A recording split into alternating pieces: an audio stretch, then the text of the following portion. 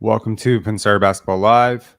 And this is probably about as not dead as I've looked in a couple of days now. Feeling good. I feel great because the Toronto Raptors have solved selfishness.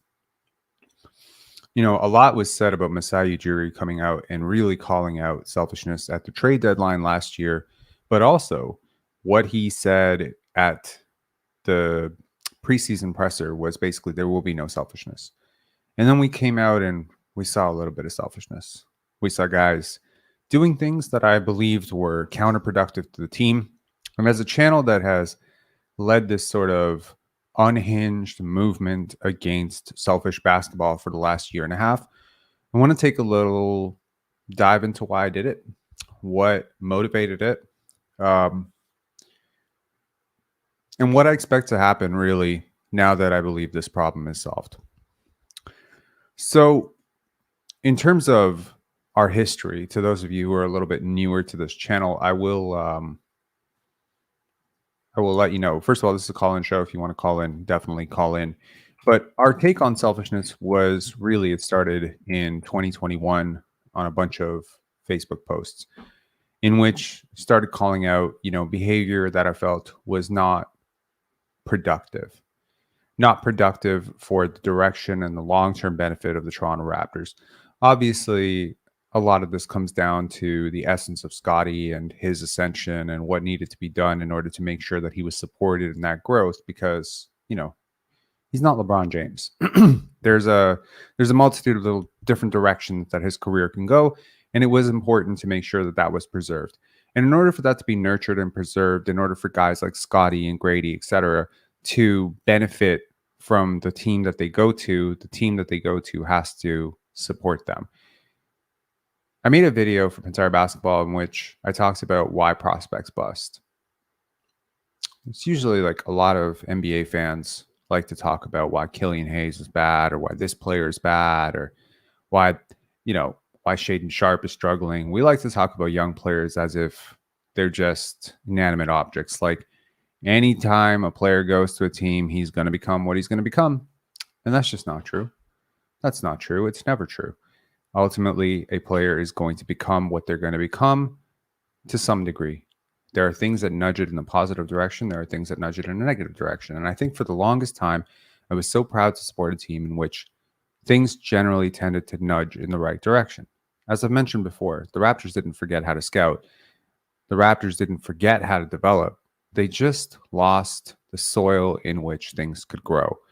And the soil in which things could grow is a supportive environment. I don't mean supportive as in nobody calls that anything, but that the goal is to support another person's ascent, even if it overshoots your own. That the goal is that Kyle Lowry would see a Fred VanVleet or a DeLon Wright and would try to help them, even though it was possible, if not probable, that one of those two guys would replace him one day and therefore hurt his own negotiation and contract. This notion of zero-sum thinking has driven me insane on all levels, not just basketball, not just the Raptors. It's just everyday life.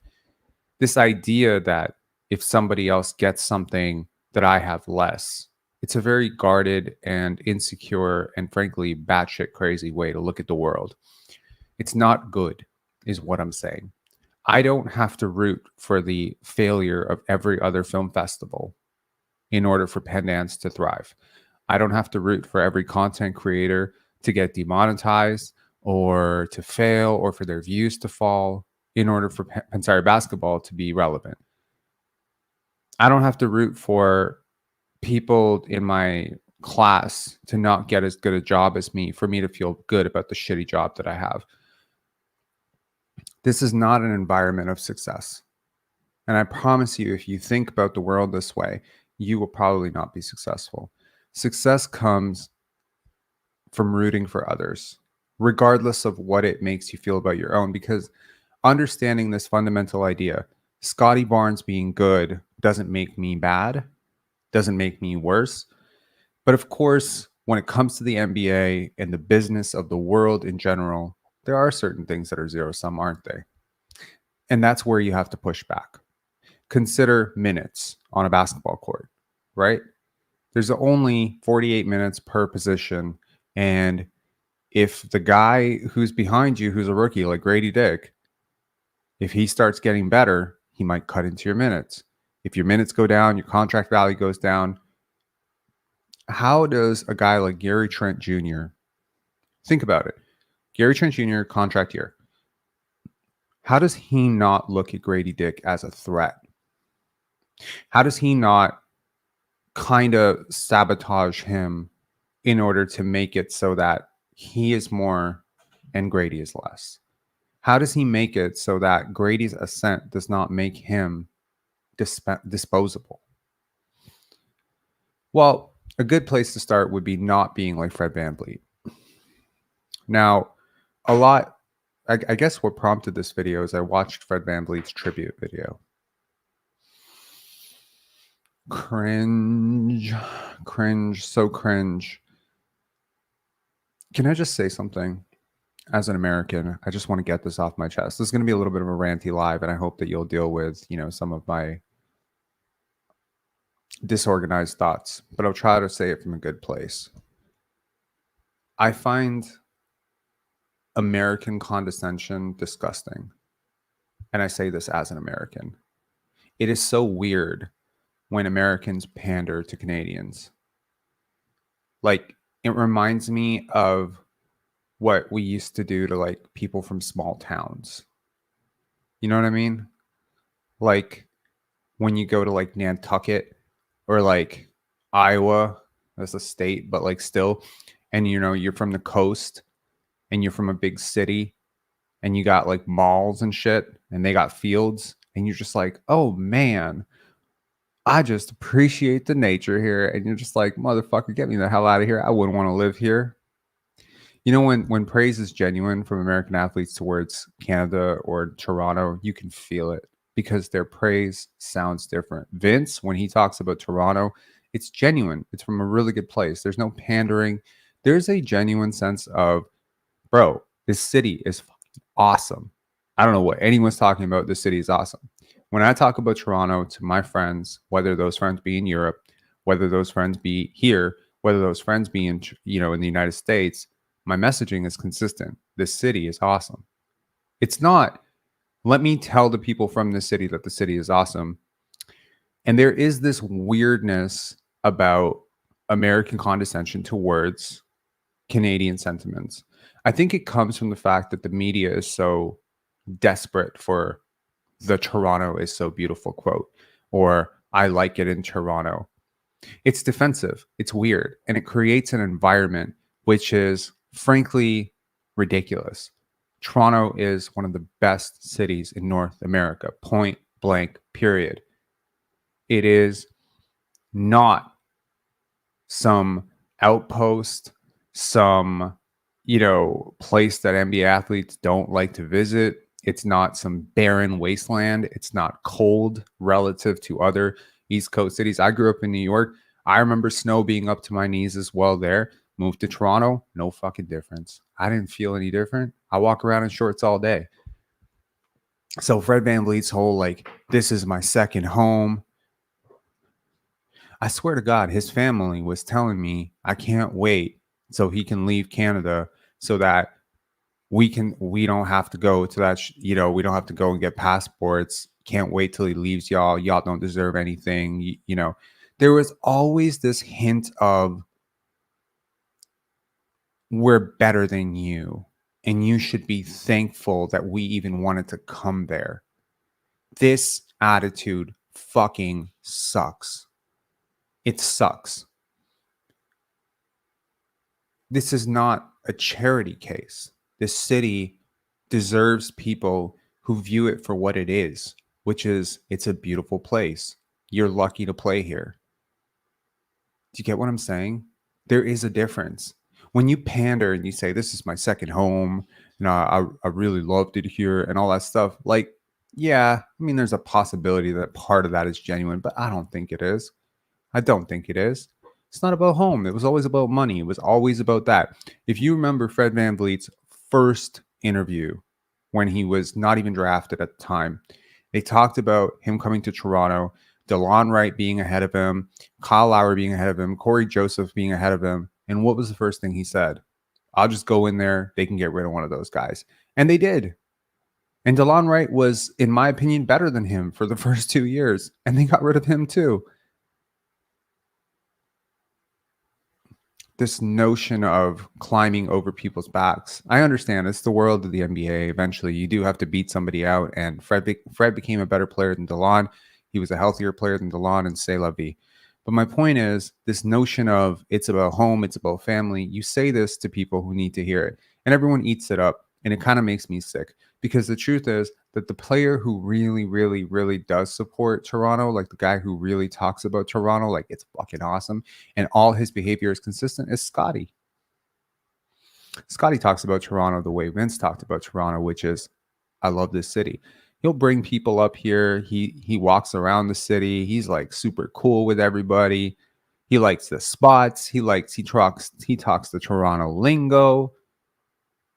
He attends Leaf games. Like he's really bought into this place as his home. He didn't have to tell you every 5 minutes how lovely Toronto air is. Know what I mean? He just genuinely appreciates it for what it is. Appreciate that. But this is not about Canada, and this is not about Toronto, and this is not about that. This is about selfishness and how the Raptors finally got rid of it. Dennis Schroeder outperformed his contract. The Raptors are not used to mid-level exception guys outperforming their contracts. They're used to mid-level exception guys becoming albatross contracts like Jason Capono and Aaron Baines. They are not used to someone coming in, being a mid-level exception guy, and actually playing to or above their contract value. Dennis Schroeder played above his contract value. I never stopped wanting him gone off this team. Not once, not ever. Why? Precisely this. What is selfishness? How do you identify it? How do you spot it? And why is it bad for your team? Well, I think we've already articulated pretty well why it's bad for your team, but how do you spot it? What is selfish about Dennis Schroeder? Did he sulk about coming off the bench? I mean, sort of. He did, right? Do you want players to happily come off the bench? Do you want players to just be like, I don't care if I start or come off the bench? Should every player be like that? I think it's really hard to pinpoint it, right? It's really hard to say that is what selfishness is. Taking 12 shots over 10 shots, that's selfishness. What I will say is, on a basketball court, in an interview, when you see it, you'll know it. It takes one to know one. I'm not a selfish person. I am not a selfish person. I am genuinely always concerned about what I can do more for others. So I'm particularly sensitive to selfish people. When I spot it, that over self-involvement, of that over self-interest, especially at the expense of somebody else, that lack of concern, that same attitude of like, well, that's their problem. This is not my problem. This idea, it's really difficult to foster an environment in which people grow well when those are your leaders. I found it interesting today when Bobby Webster was talking about the leadership lost out the door with Thaddeus Young. He did not talk about Dennis Schroeder at all. But Dennis Schroeder came in and he said, I'm a leader. He made himself indispensable. You know, I'll tell you, this is sort of a really weird example. But I will tell you one of the biggest examples of this type of person that came into my life, without going into names. I met this person in 2015, 2016. They walked into my life. I was not in a great place at the time. For whatever reason, I was going through a lot of stuff. And they started to sink themselves into every section of my life. Literally everything. Every friend group, they somehow weaseled their way into it. Every company I was running, every venture I had, every film I was doing, somehow they found themselves into it somehow. And it's almost like they rotted my life from the inside out. But always with a smile. Always with the, I'm trying to help you. What they were really trying to do was basically control and cut off and manipulate every single situation. And that's what it is. When you have a weekly segment on the Raptors show, you're the one doing like all the talking for the team. You anoint yourself the leader, you're the starting point guard. What you're really doing is you're making sure that you're in control. What have you done to earn control? What have you done to deserve control? When you congratulate yourself and say, like, I'm here to be a leader for Darko, I'm here to be a leader for Malachi, you have everyone talking about you in a way that is so grandiose and so important that it's like you're drawing so much attention to yourself in the context of a team sport that it makes you seem larger than you really are. You didn't hear any of this from Otto. Otto didn't come out. Thaddeus didn't come out and say, I'm here to lead. They kind of mentioned that they had experience and that they're here to support. If people need them, they can ask them. They didn't force their leadership down anyone's throat. Fred did the same thing as Dennis did. He kind of just pointed himself as the leader. He's like, I'm the leader. The problem is leadership is hard. In the NBA and in life, leadership is hard. It requires understanding people and meeting people where they are. I think Darko is actually a pretty good leader, despite his affiliation and connection with Dennis Schroeder and how much that has soured the fan base. I actually think he has a lot of really solid leadership qualities, just my opinion. I also think Kelly Olynyk, Jakob Poeltl, Scotty Barnes. When I look around this team, I see a lot of guys who could be leaders. You know who else I think could be a leader despite being 23 years old? Ochai Agbaji. I think that guy has some solid leadership traits. Listen to him talk. Listen to him talk. Go listen to his coaches talk about him. Go watch him play on the basketball court. You will see it very clearly. He carries himself as a very mature young man. Leadership means meeting people on their level, meeting people on their needs. It's not dictatorial. I'm trying to say it's not a dictatorship. You don't determine what people need from you. Sometimes leadership is about listening. Sometimes leadership is about sacrifice. Sometimes leadership is about having a tough talk, but having a tough talk in a way that the other person can actually hear what you're saying, not just barking out orders and claiming yourself to be the leader. Leadership is something that most people, I think, will never figure out in life. But when you see a good one, And I think very often leaders who are really good leaders aren't actually very demonstrative about their leadership. They don't draw a lot of attention to their leadership. See, we have this notion of a leader being the rah leader, the person who very vocally leads. Sometimes leadership is by example.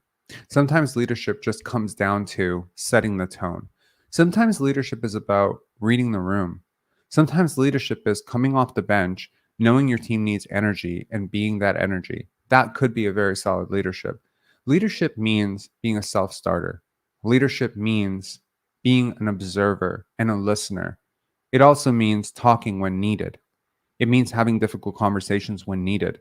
It means that after a really tough loss where your team doesn't show up, leadership means staying late and hoping that 2 to 3 other people see you staying late and join you.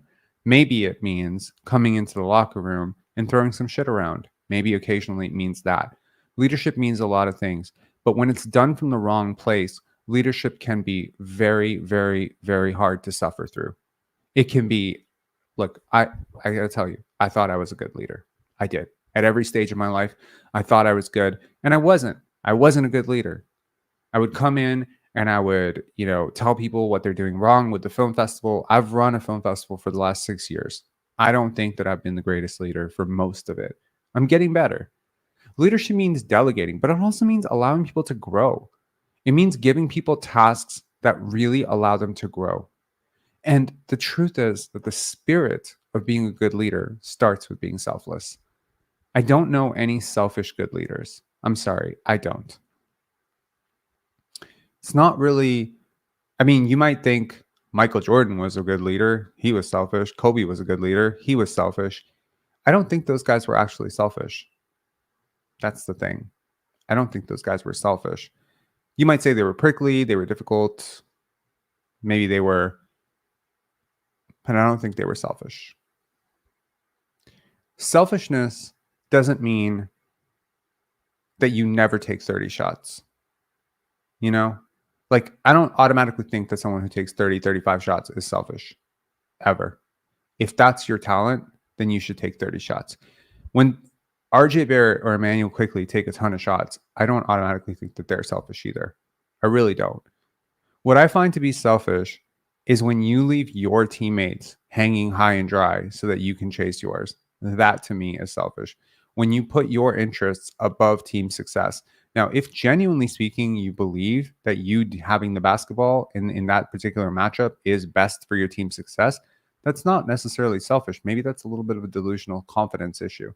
But there's no way that Fred VanVleet thought that he was like a better initiator, downhill driver than Scotty Barnes or Pascal Siakam.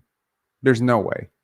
There's no way in hell, given the season that he was having, that he felt in the moment that he did those things, that he went on that press tour, that he thought that talking about his younger teammates was good for his team. No, it was just good for his contract, and he didn't care what else happened from it.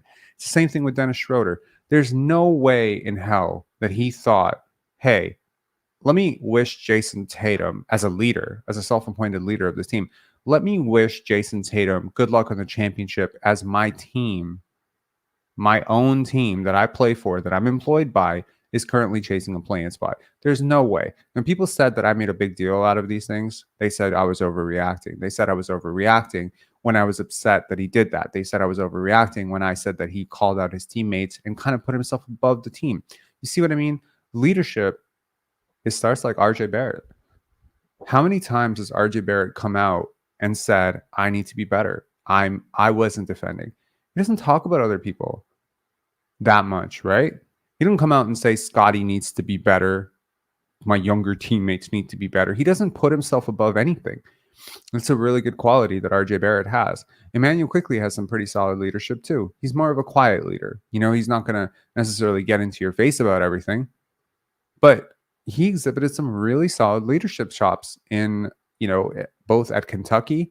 Grady Dick has some solid leadership skills. You may not necessarily think that your 20-year-old rookie is a good leader, but I think he showed a lot of good leadership at Kansas.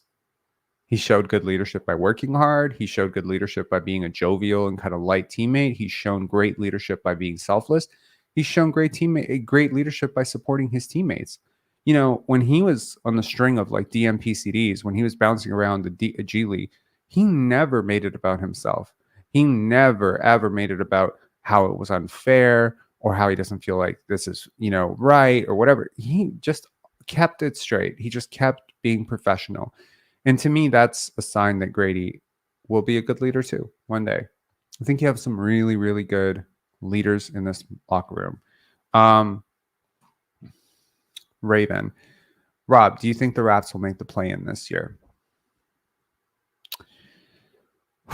Good question. The poll is up. Let's see how the poll is doing. So the poll, according to you guys, we missed the play-in, we give up the pick, is 35%. That's the leading result. Tank and keep the pick is the second leading result. And with 19% keep the play, make the play-in, get eliminated, and 18% make the play-in, get to the playoffs. So 18% of you think that we're going to get to the playoffs. That's cool. I think that's pretty fair. Yeah, I think that's pretty fair. I'm inclined to say that I think the Raptors will make a strong push for the play-in and will probably make it till 11th. They will need some things to bounce their way if they're going to make it to 10th. It's not easy to implement all these new players all at once. They made 2 separate trades today. You're losing 2 guys who've been a really, really big part of your rotation, and Thaddeus Young and Dennis Schroeder. Thad will be missed. Dennis, I don't think will be missed very much. But let's be honest, through the most successful part of this season, Thaddeus Young was not playing. Can we be completely honest about that? I talked about it in that 4.5-hour live. I don't expect people to dig through it. But if you replace all of Thaddeus Young's possessions with Kelly Olynyk, finishing talent, shooting, stretching, better finisher inside, probably, well, he's definitely a better defender at this stage in his career.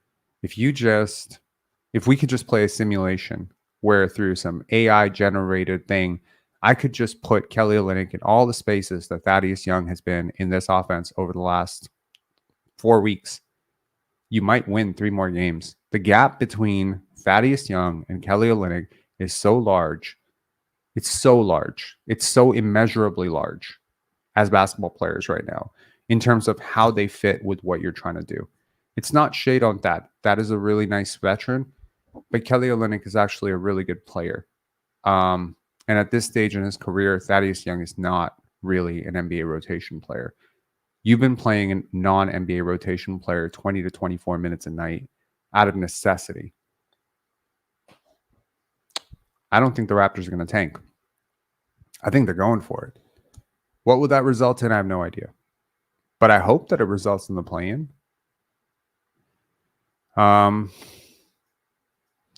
Mohammed Hassan saying trade for Herb Jones on draft night. We shall see. I think, to a lot of people who want to keep that pick, that 6th overall pick, who are very, very adamant that the Raptors need to tank right now. First of all, very hard to tank with the other teams that are doing what they're doing. But also, I think it's worth noting that I think the 2025 draft can yield you some very interesting prospects. Interesting. Yeah. I mean, I'm really hoping Ochai Agbaji pops for the Raptors. That would be something that would be great, really. He was projected to go above guys like Benedict Mathurin. He was also projected to go ahead of Dyson Daniels weeks before that draft. A lot of mock drafts had him top 10. So that doesn't mean anything. He hasn't been good in the first year and a half of his NBA career so far.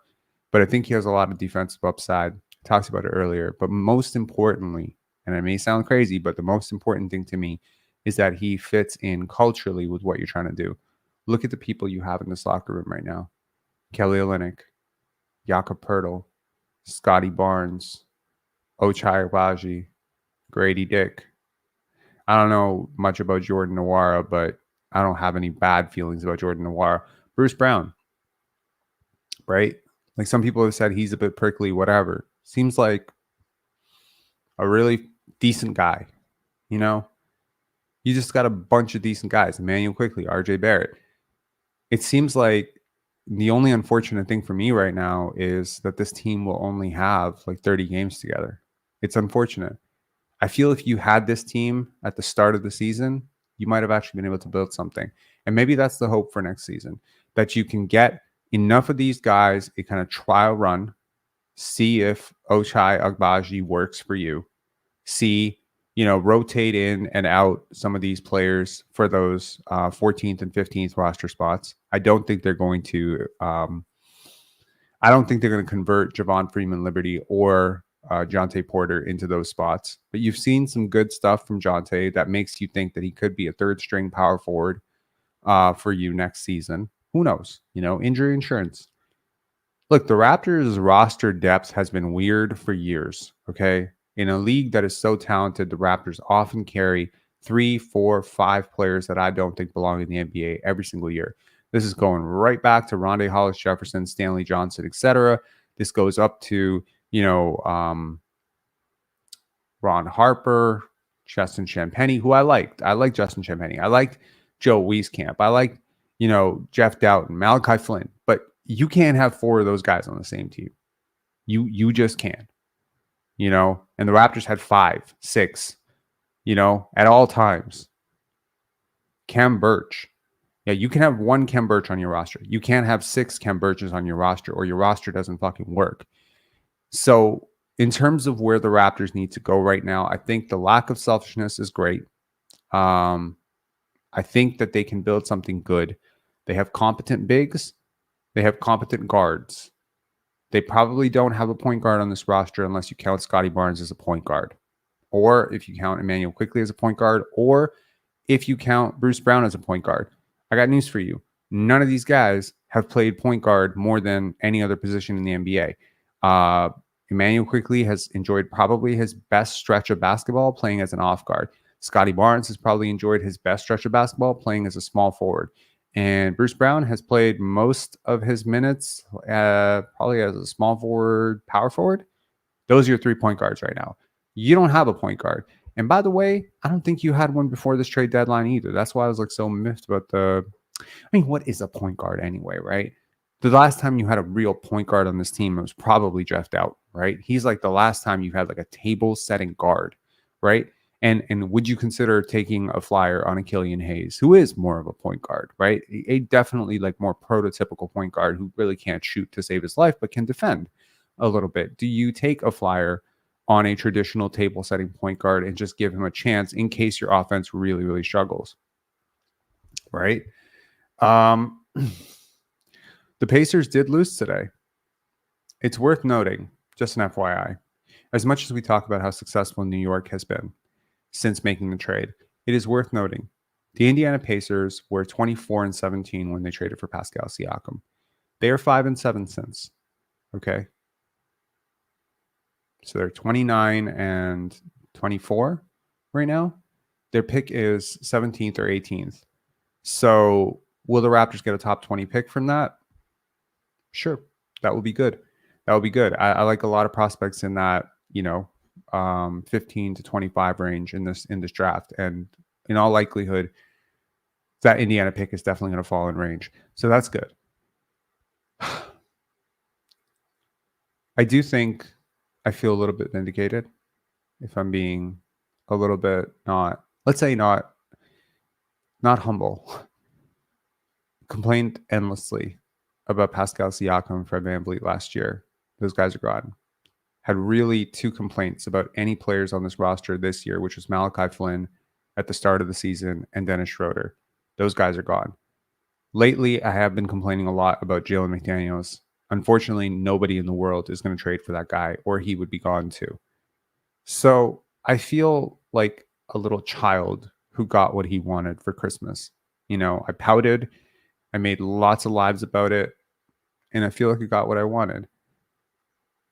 I'm good. I'm happy. I'm rooting for the Raptors' success. At this point, I feel comfortable with what this team can be. As I said, I wish they had a little bit longer time to gel, but you have a lot of really smart players coming in who are not super high usage. The 2 players who are really coming in, Kelly Olynyk and Ochai Agbaji, are really smart players. They can fit in. Agbaji does not figure to be like a starter on this team, so he's probably going to play fringe minutes anyway, so you can work him in. Kelly Olynyk is an incredibly portable player, and honestly, it might even work in your favor that you're adding him this late to the season because teams haven't really played you with a guy like that. I think if Kelly Olynyk plays tomorrow for the Raptors win, because with Kelly and like without Fred VanVleet for the Rockets, plus Kelly playing for the Raptors, like I think you have a chance. I think you have a chance to string some wins together here. Obviously, I don't think tanking is, in the cards with Kelly Olynyk on this roster. Yes, I am very high on him. But yeah, think about it. If the Raptors do make the play-in, that will mean one thing. Number one, it will mean that they will have valuable experience. Number 2, it will mean that they probably played pretty good basketball to get to that point, right? You got to think about it that way. A lot of teams kind of limp into the playoffs or the play-in. That's kind of how the Raptors were last year, right? They were pretty much 500 for most of the year. They fell apart. Then they had a late season run, but it was kind of like not a real run. Like they were beating up on a lot of really, really bad teams. I think if you go back and look at their record against good teams during that run, they were not really great against good teams. So the Raptors will have to beat not only bad teams, but also teams that are ahead of them in order to make up the difference. And I think it's possible that the Nets are just in free fall, right? I don't know. I think it's possible to leapfrog the Nets. I think it's possible to leapfrog the Bulls. And I think it's possible to leapfrog the Atlanta Hawks. I certainly think it's possible to leapfrog one of those teams. So we shall see. where the Raptors end up, but they don't need to string together a miracle. They don't need to do what the Raptors did when, Mo Pete and Antonio Davis led them to that crazy run and Chris Childs basically forgot the score against the Detroit Pistons. They don't need to do that. It's not nearly that dire a situation, right? The season is not over, okay? The Raptors need 4 wins. 3 out of 5, 4 out of 5. They need to do it in blocks, in chunks. More likely, they just need to do it game by game. They need to keep their focus game by game. I wonder what the mood in the locker room is right now. I wonder how people really felt about Dennis. Did people like Dennis, or did people kind of despise Dennis? Do people consider Kelly Olynyk coming in like a phew? Finally, this makes sense for us, or are they kind of like, we lost Thad, we lost Otto, etc. Can guys like Chris Boucher and Gary Trent kind of just breathe a sigh of relief? And Bruce Brown, can he, he's been kind of non-committal. Let's just say like he's been kind of in a holding pattern of waiting. Does Bruce Brown kind of look at this and say, okay, I guess I'm a Toronto Raptor. Let me make the most of this. Let me go out and, play balls out for my team because there's a very good chance I could be a free agent this offseason now.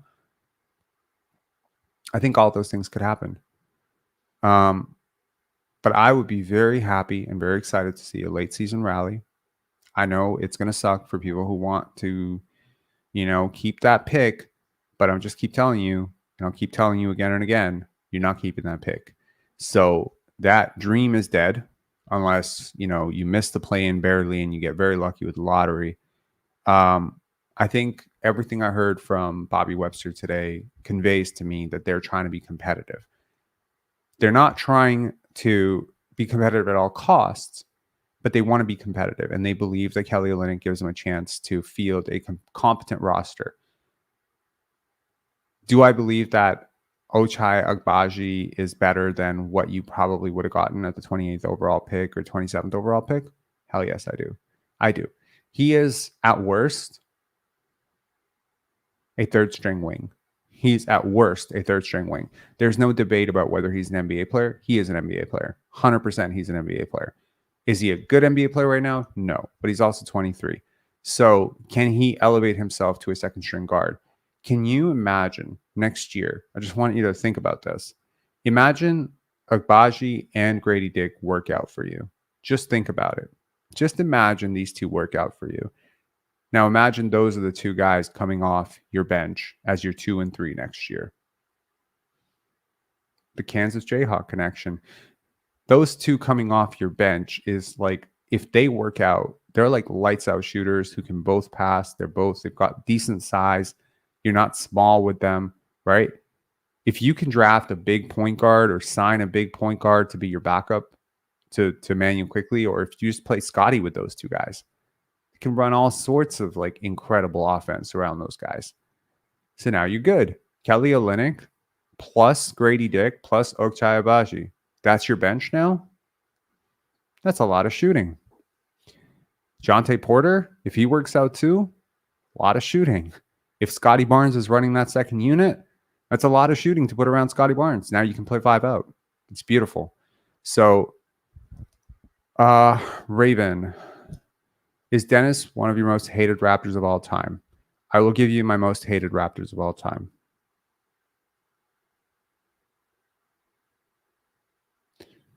Number 1. Shit, hold on. I got to think about this. Hate is a strong word. I don't hate a lot of Raptors. I haven't hated a lot of players in Raptors history. There are some, though, that just couldn't stand them. Aaron Baines is up there. I'm sorry. I just couldn't stand watching him play basketball. I know he didn't mean bad or whatever. He just really annoying. Hedo Turkoglu is up there. Those two are up there. Dennis Schroeder is 100% up there. So I've just listed 3 international players. My bad. I'm sorry. Okay, let me list a couple of North American ones for good measure. Mike James, Fred VanVleet. That's 5. Those 5 right there. No. Kenneth Laug, Dragic. Absolutely not. Goran Dragic is one of my favorite Raptors of all time. I liked Patrick McCaw.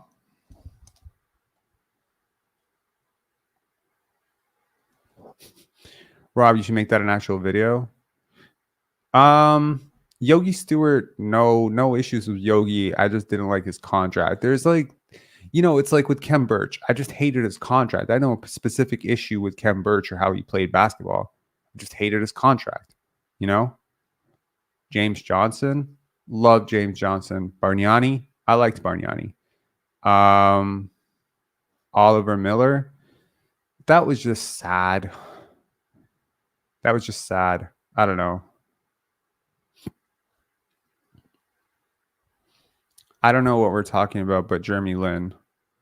No, I like Jeremy Lin. I like Jeremy a lot. Hakeem. Damn, Hakeem was tough because, I really, really liked him before he came to Toronto. And then it was really sad to watch him. I will never, ever forget watching him live and just seeing like one of the greatest centers of all time, a former MVP in a Raptors jersey. And it was just incredible. But he had these like big, bulgy knee pads. It was weird, You saw Patrick Ewing in Seattle, I think Seattle or Orlando. Where did he play after the Knicks? It was just weird to see those guys outside of their actual jerseys. Damari Carroll is up there for sure. Yeah, Rudy Gay is up there as well. John Salmons is. I don't mind John Salmons that much, but Rudy Gay is definitely up there in terms of just annoying as fuck Raptors. It's like Celtics Shaq. I agree. Celtics Shaq, Phoenix Shaq. It just doesn't look right. It's just like, what is this guy doing with his career? DeMar is on my list. What? DeMar's on your list, the most hated Raptors? Sorry, no shade, but like that's crazy to me. I love DeMar. PJ Tucker. Also loved PJ Tucker. Stint 1 and stint 2. Ed Davis. I liked Ed Davis. I like Sonny Weems. Brian Monroe. Facts. Agree. Ben Uzo for costing us Dame. Hell yeah.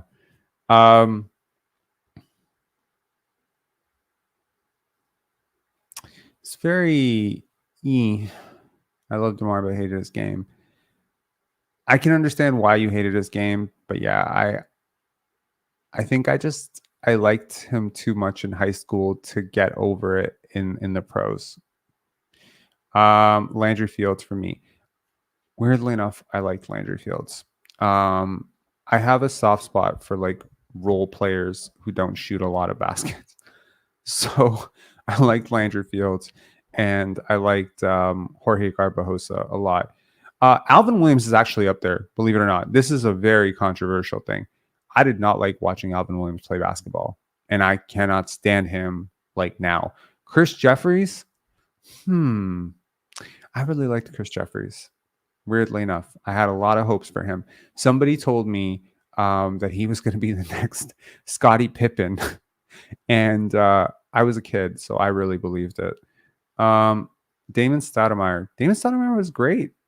But yeah, I understand why someone might not like him very much.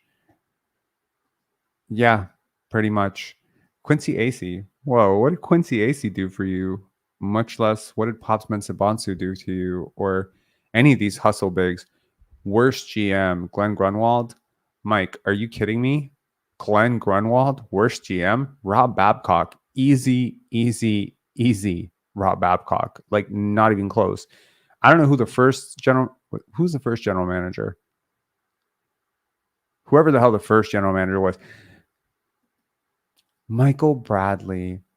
It was just kind of sad. Like, honestly, with Michael Bradley, it just didn't feel like he was really Wait, Babcock was. Yeah, man. Yeah. Was Isaiah our first general manager? Yeah, that makes sense. He drafted Damon, and then we hired Glenn Grunwald, and then from Glenn Grunwald we went to Rob Babcock, then from Rob Babcock to Brian Colangelo, then from Brian Colangelo to Masai Ujiri, then from Masai Ujiri to Bobby Webster. That's interesting. Pops Mensah-Bonsu is unironically a Raptors legend. Yes, he was. Chris Humphries. Do you know him? Oh shit! Are you saying you hate him? Have you met him? He's great. I like him a lot, actually. Weirdly enough. Um, just to anyone who doesn't understand, Tony is he's part of basketball media over in Europe, so that's why I'm asking him. Did you like Charles Oakley? I thought he was all right. Yeah, I liked him more with the Bulls and the Knicks. I think like the version he got as a Raptor, he was like, yeah, he was kind of past his prime at that point. He was like an 18-foot jump shot guy. Um, Keon Clark, yes. Rafer Alston. I liked Rafer. I know Vince didn't like Rafer at the time, but I liked Rafer. Rafer was cool. I was a big N1 mixtape guy. Um, best veterans to play for Toronto. My picks are Oakley and Gasol. Best veterans. Let's see. Danny Green, Marc Gasol, Charles Oakley. Um, hmm. Does Kyle Lowry count as a veteran? Late stage. Oh yes, Lauren Woods. Okay, so there was a season in which a very young Robert was writing for Bleacher Report, and I remember Lauren Woods got off to like a super like hot start for like 4 games, and he was averaging something like 17 and 17 per 36 minutes, and I was just like, Lauren Woods is a top 10 center in the NBA, possibly the dumbest thing I think I've ever said in my life. He was bad. Um, I don't like Danny Green at all. Why? I'm curious. Like I thought he was great. I really liked him. CJ Miles. Hmm.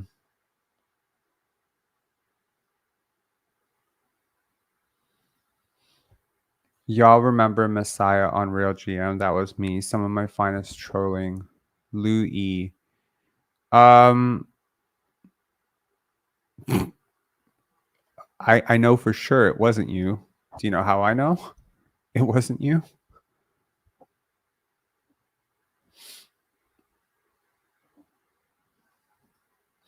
Luis Scola. Um, hmm. Yeah, he was good. Jorge Garbajosa was a great vet. Honestly, I liked Goran Dragic. I will never ever turn on Goran. Like he's a good dude. He's a really good dude. And anyone who talks shit about him, like, yeah. How do you know? If you're saying it, I think you know how I know. But yeah, yup. That's how I know. Um, yes, actually, shit. Yes, this is it. Anthony Parker. He was like he goes down as one of my top 5 favorite role playing Raptors for sure. Danielle Marshall was also great.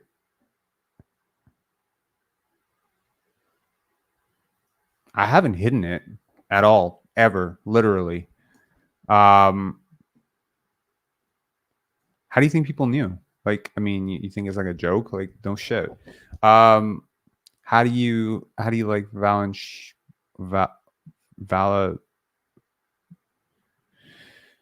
Man, when you misspell Valanciunas' name, you turn it into something really weird. You know. Um, hmm. This is interesting. Like this is like a entire walk down memory lane in the comment section. I'm glad I'm flashing all of these on the screen because like Michael Curry. You know what? There we go. Michael Curry was absolutely my worst. Like he is number 6 on that list of most hated people to watch play basketball. Couldn't stand him.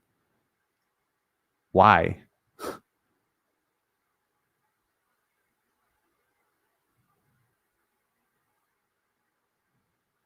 I like Jonas as well. Um, yeah.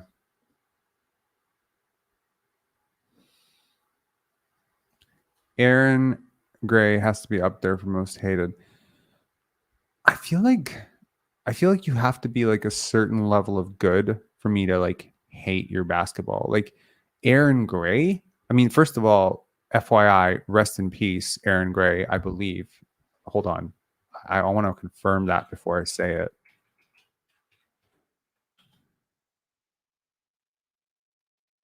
Am I wrong? Oh my God. I'm so sorry. He's alive. What? Eric Montross. I'm sorry. I got my white centers mixed up. I'm sorry. It was Eric Montross who passed away. Aaron Gray is alive and well. My bad. My bad. Whoops. That was this. So frustrating to watch.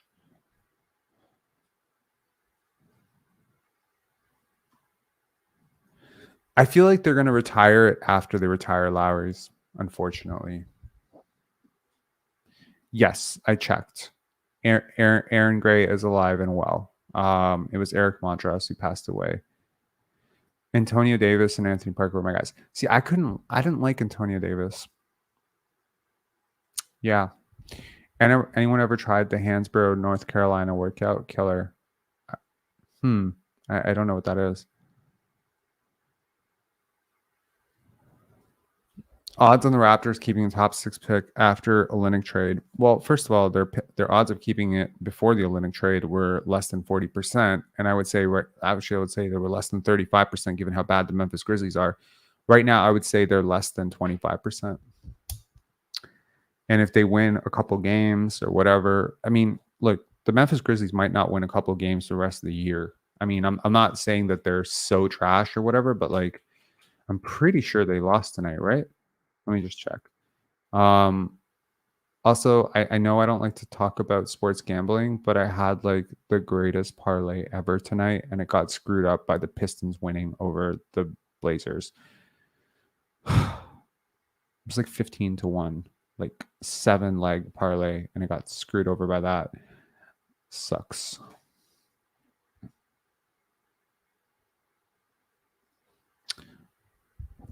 Antonio Davis gave us Leo. Gotta give the big man his touches 10 times a game, though. Well, at least he didn't give you the Andrea Bargnani. That's a 7-footer out there. They are 500 without Cade now. Actually, Cade played tonight. So, yeah. Cade Cunningham played.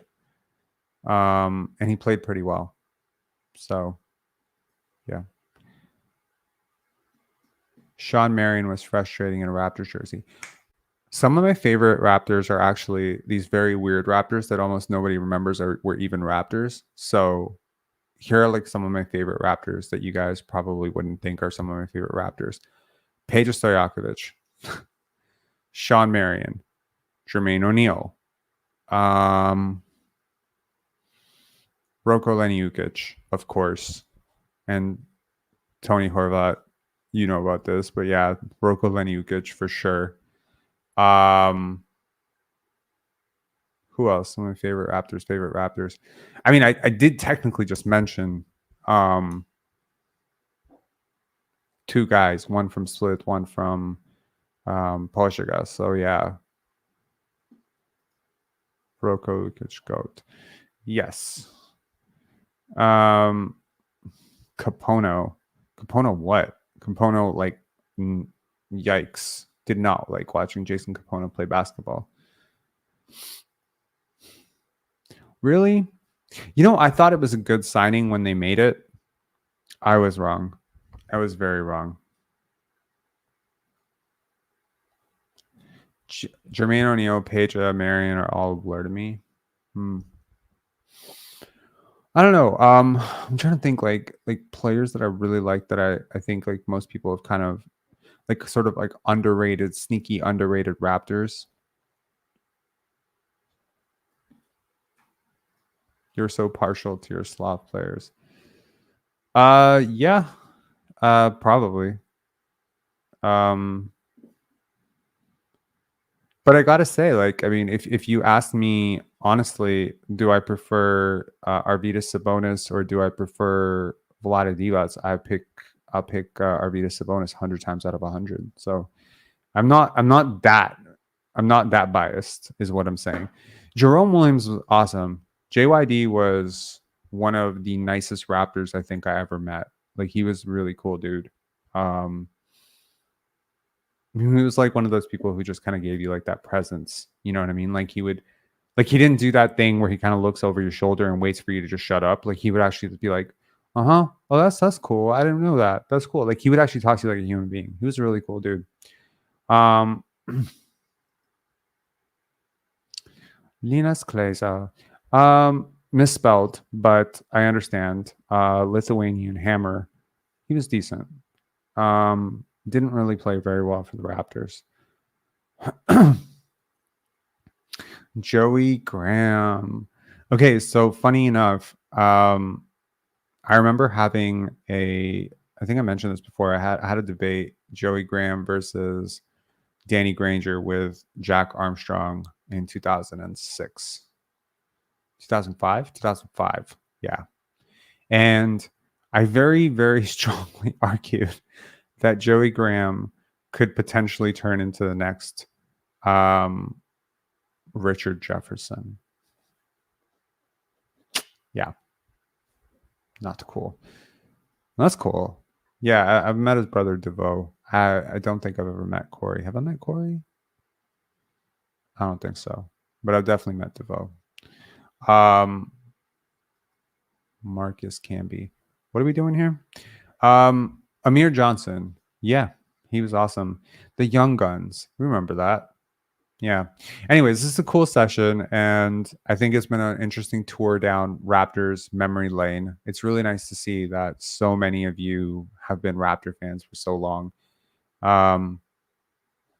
I did put a little bit of Patron in my coffee because I just wanted to celebrate. I haven't drank in a really long time, but I did want to do something celebratory because, look, as a person who's been kind of bitching and complaining about this Raptors team being selfish for so long, feels like 2.5 years. To see all remnants of selfishness off this team right now feels very good to me.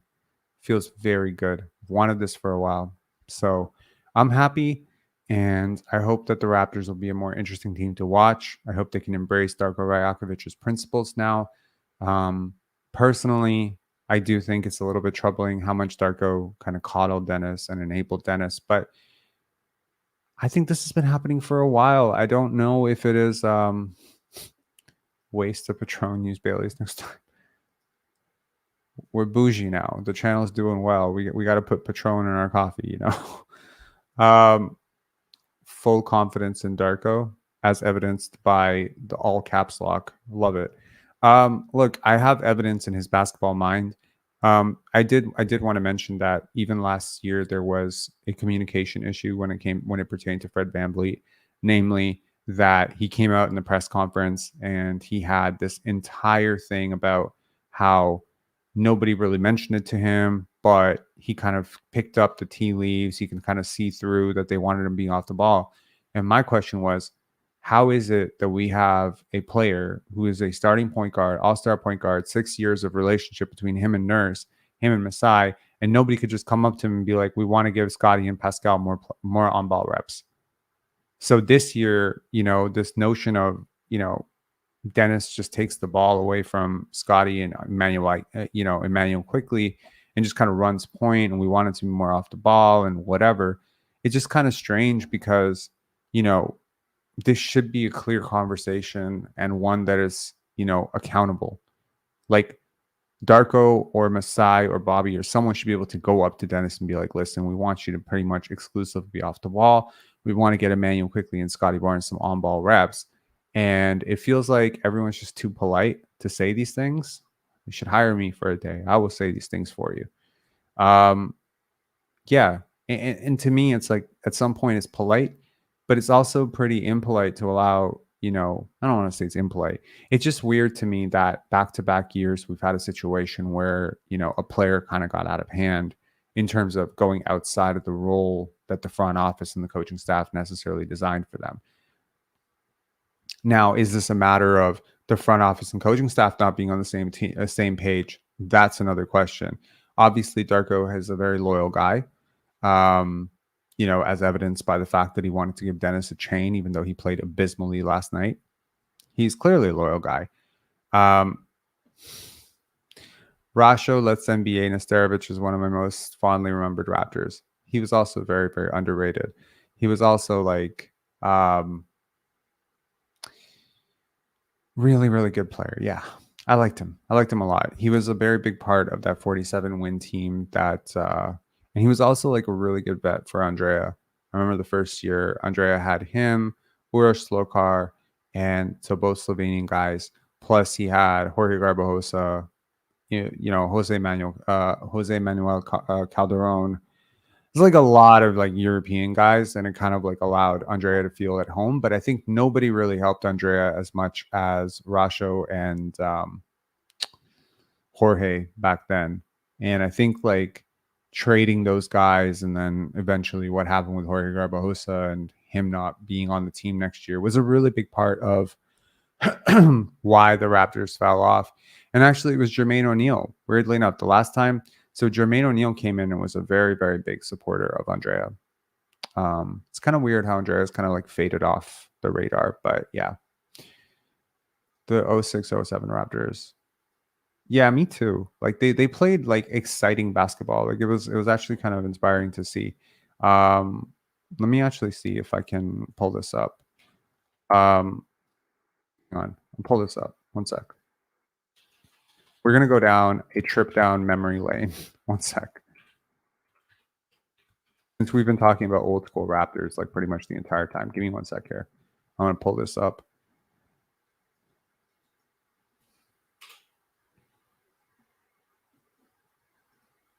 What the hell is happening here?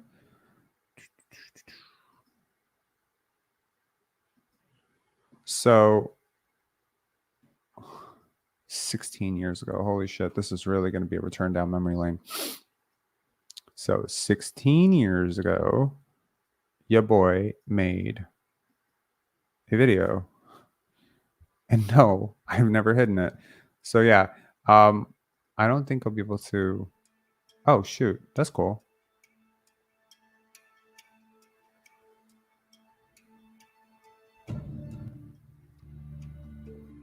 Oh, this is hype. Okay, cool. We're having a watch along of Raptors history. Can you guys hear it?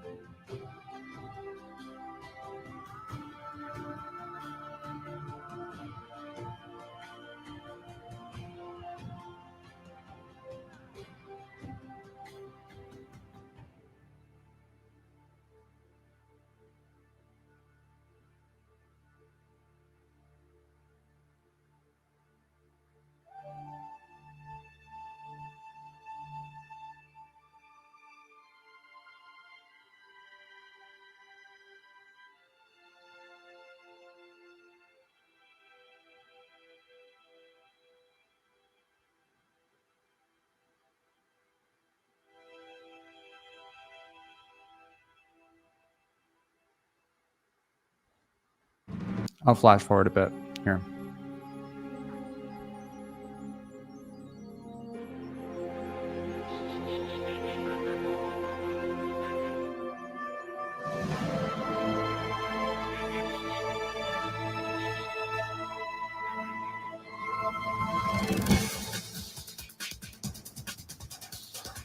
I'm definitely getting demonetized for this because this is definitely a copyrighted track. Shoot. Oh well.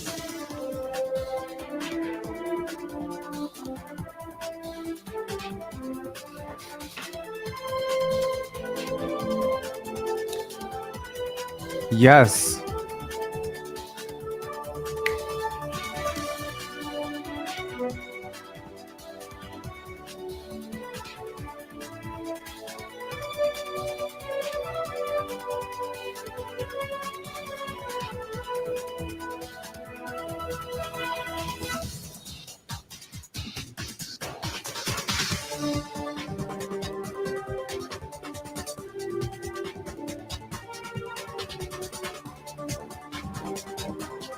Have I gotten better at making mixes? I think so.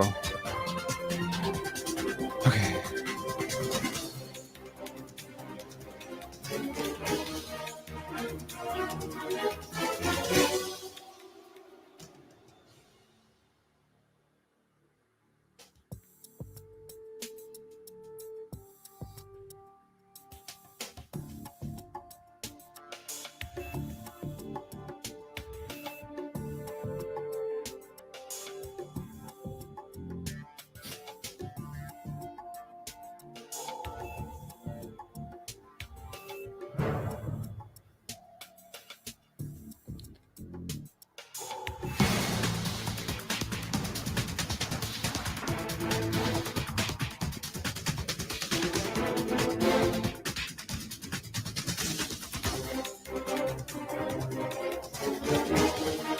Oh, this was sweet.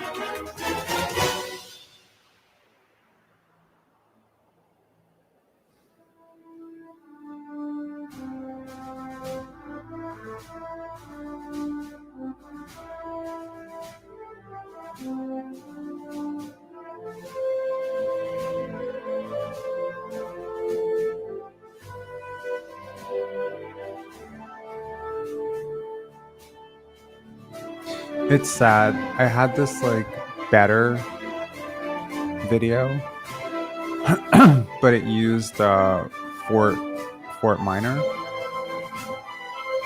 Yeah.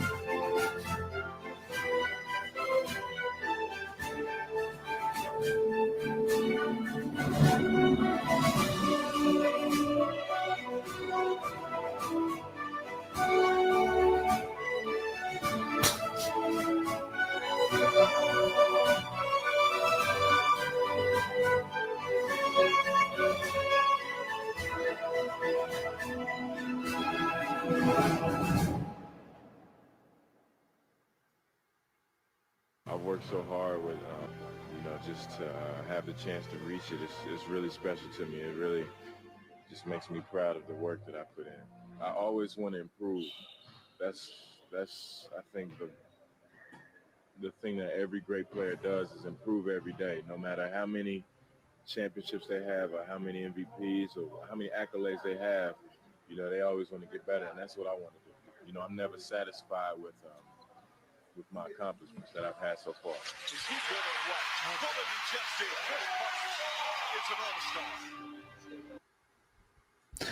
Okay, that's interesting.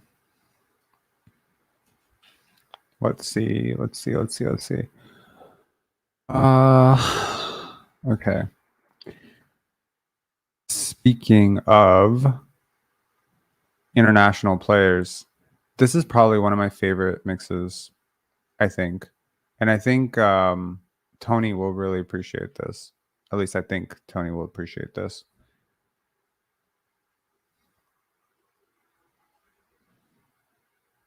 I'm just watching old mixes because I've demonetized myself as is right now anyway, so who cares?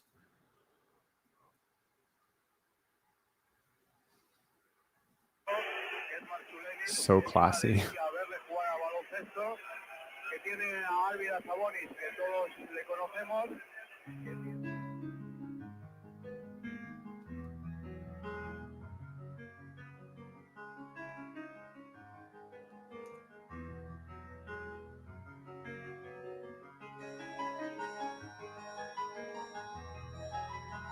Actually, you know what? For a Raptors podcast, this probably isn't the right one. I'll show you the right one. I've gone back and watched this one myself a couple of times, and yeah, man, if you want to remember how good Andrea Bargnani was, you should watch this. It's crazy. Like, I was.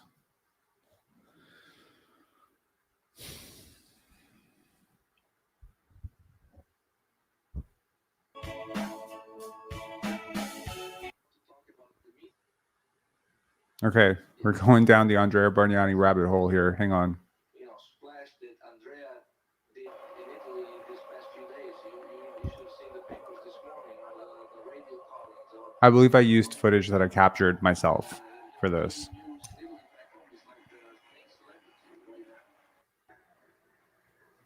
With the first pick in the 2006 NBA draft, the Toronto Raptors select Andrea Bargnani.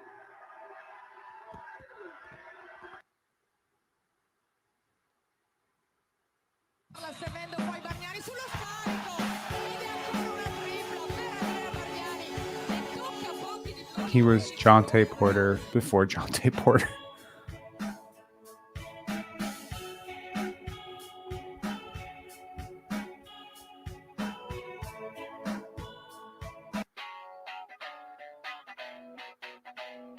Just dunking on dudes, blocking dudes in the paint. Crazy.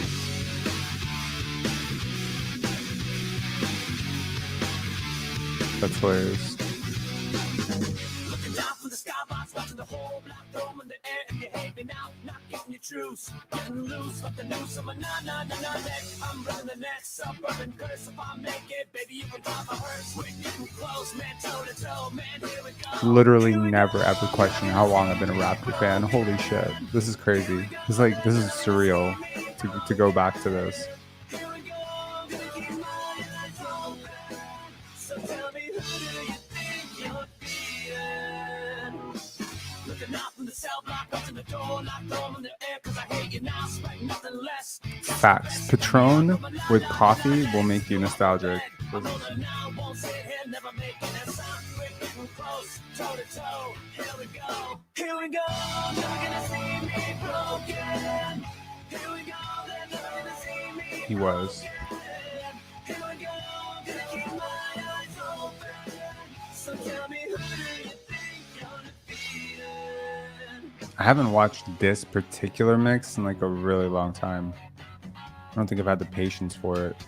But it is interesting to like witness just how talented he was as a young player. Like at his size, to be this coordinated is ridiculous. Like if you saw this player today, you'd be like, that's a top 5 pick.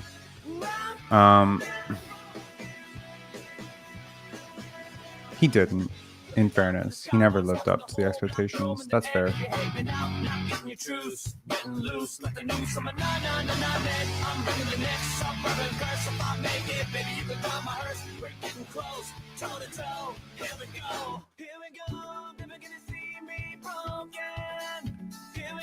Seriously, right? Like in order to play him next to Chris Bosh, and like at the time, I really felt like Bargnani probably would have been the guy that you build around at the power forward, and then you get a center with him. Like his jump shot was so pure, and then suddenly it just went away. The bulking up, I agree. Like some of his fluidity, like he had like bigger Tony Kukoc vibes. Like I didn't really buy the Dirk Nowitzki stuff, but like a bigger Tony Kukoc is a hell of a really good player.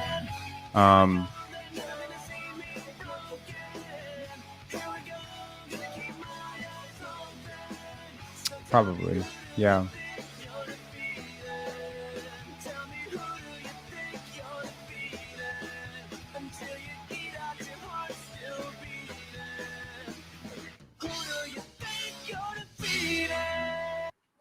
It's never creative. Am I into metal or rock music? I'm actually not. So like that's the interesting thing. I use these it's interesting to use those. Okay. So this is probably in that time, this is probably the mix that I was most proud of. No, there was a Kobe mix that I was more proud of, but this is one of them.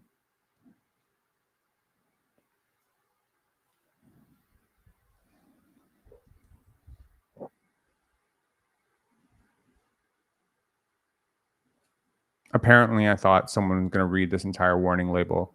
This starts out slow, but it gets so good. If you're a Vince fan, apart from the shitty quality of the video, I think this is like probably one of the better Vince mixes. Because it captures the emotion of who Vince was.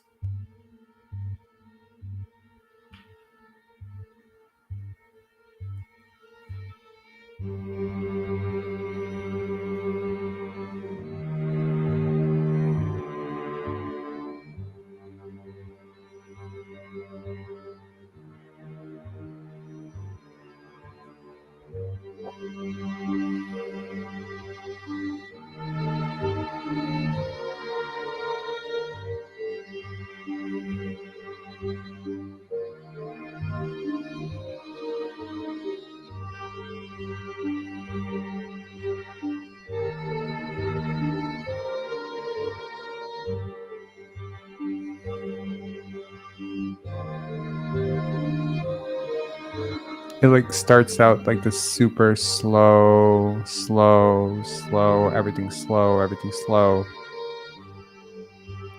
And it starts to pick up.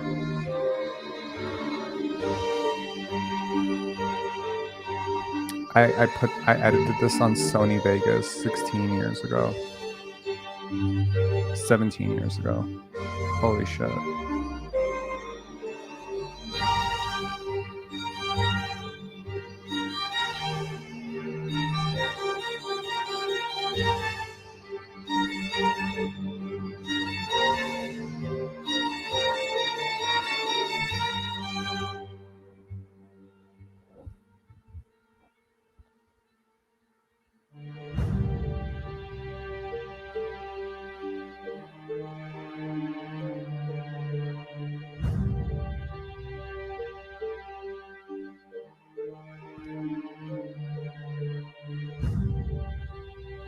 I think it's coming like the big raise. It's interesting, like making these 16 years ago when people had the time to go through a 6-7 minute mix. Here it comes.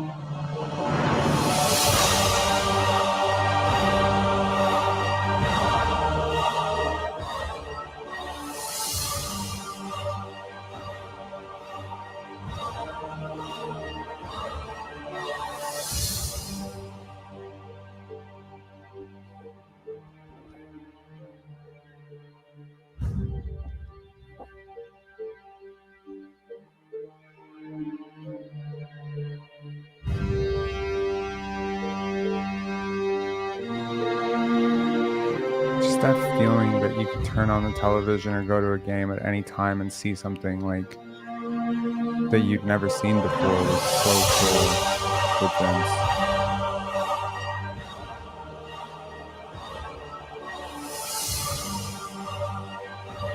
The swagger was insane.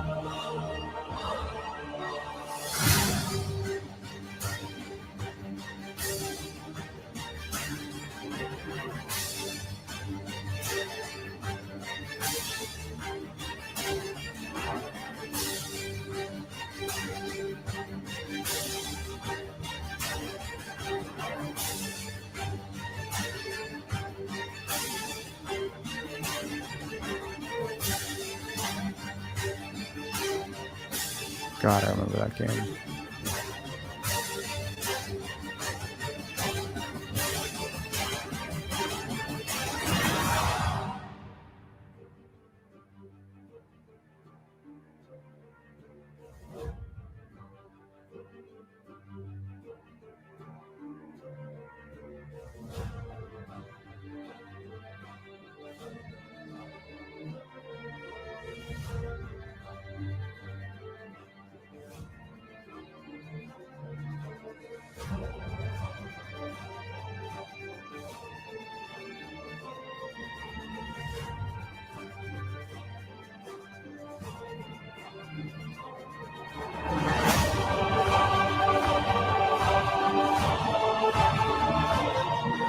Do you remember that shot?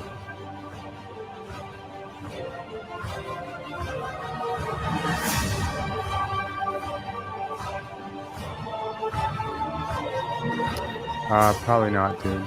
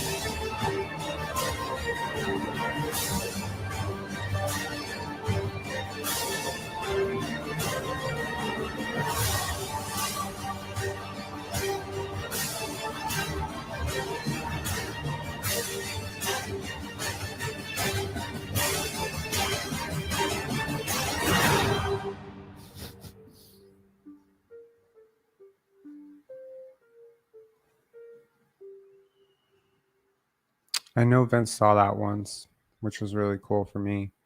Yeah. In terms of basketball nostalgia, that probably does it for me. I can't wait for a better era of basketball for the Toronto Raptors. I've been waiting for it for a long time now, obviously, like since the championship run, the 2018-2019 team. It's felt like, I don't know, it just felt like the zest and the passion and the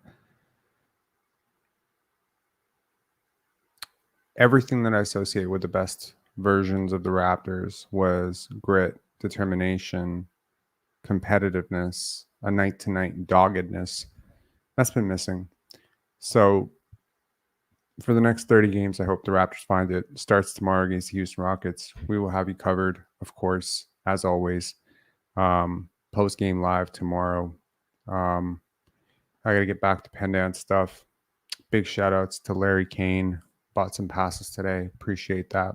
I smiled so much when I saw that because Larry attended Pendants last year as well.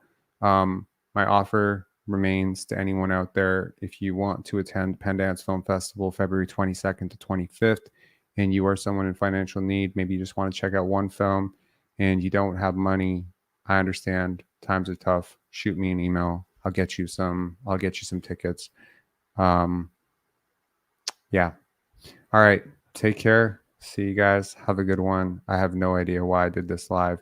I did this live because I saw Fred VanVleet's tribute video and it kind of made me sick. And I just wanted to just rejoice that in 5-6 months, we've basically eradicated selfishness from our basketball team.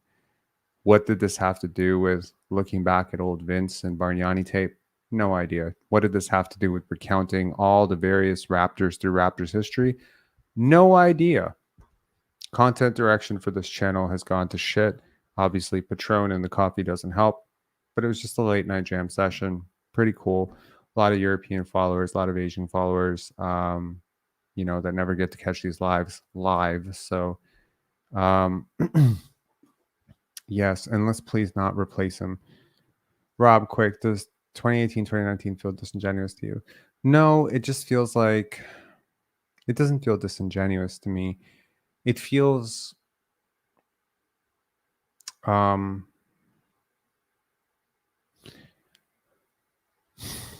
little bought and paid for. It was earned. Look, every team changes every single year.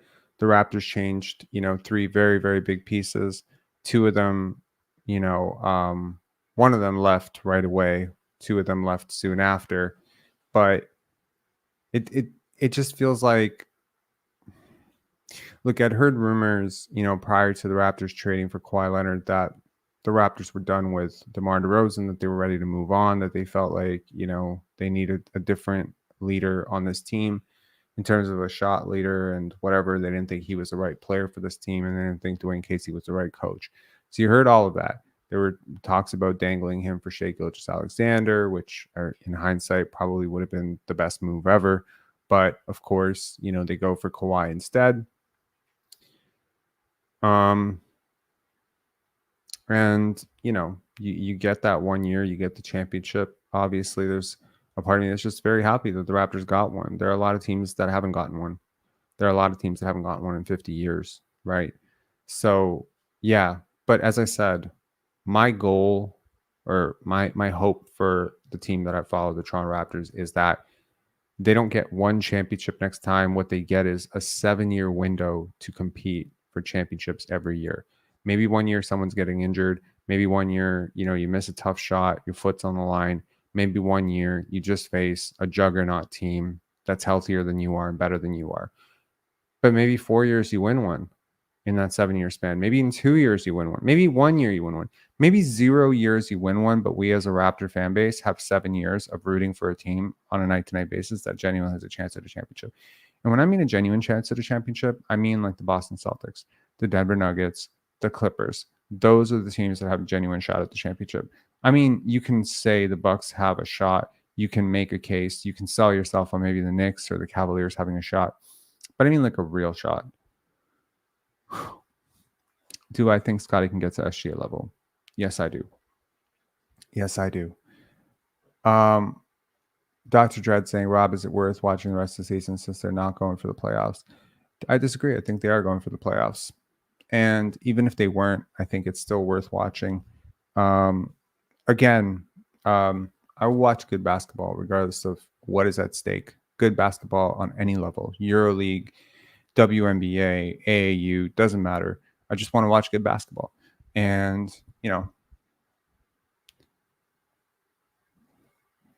is there a link from Pensari Swag to support you in the event we can't attend, i.e. for Pendants? So we don't have Pensari basketball swag, believe it or not. So that sucks. But yeah, if you want to support Pendance and you can't make it, just do me a favor and message somebody on Facebook that you know likes films. Just say, "Hey, I watched the basketball channel. This guy runs about a film festival."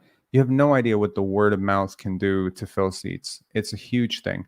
If every person who watches this video thinks to themselves in their head, "Who's a person that I know that loves cinema? Hey, I just wanted to let you know my friend runs a film festival, or this content creator that I follow watches a film festival, or here's a link to a film festival. Check it out. I thought you might like this." I know it's a little bit awkward, but if you could do that, if you have a friend who you're close with who likes cinema, even easier, right? So yeah, I think look, it's a good event. It's a good event, and that would be the best support that you could do if you can't attend. But yeah. Anyways, all right, I'm out. Have a good night. It is 2:35. I got to go do some website stuff for Pendance. I've been just burning the midnight oil, like so tired, so sleep deprived. It's crazy. So, um, yeah, I'm looking forward to hopefully like, selling out the festival would be great.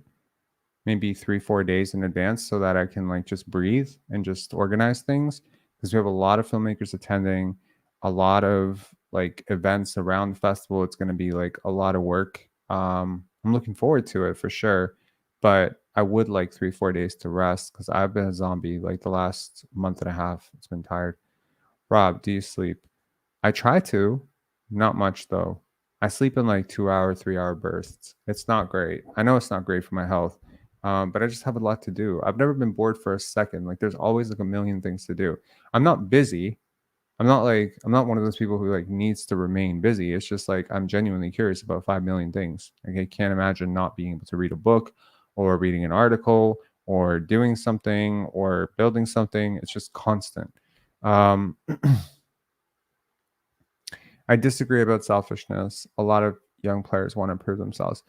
See, you can want to prove yourself, and it doesn't have to be selfish. Wanting to prove yourself is not selfish. Wanting to prove yourself at the expense of everyone else's well being is selfish. There's difference. It's very different. Anyways, all right. I'll talk to some film buff homies about it for sure. Appreciate it. That's awesome. Thank you so much. All right. Take care, guys. Have a good one.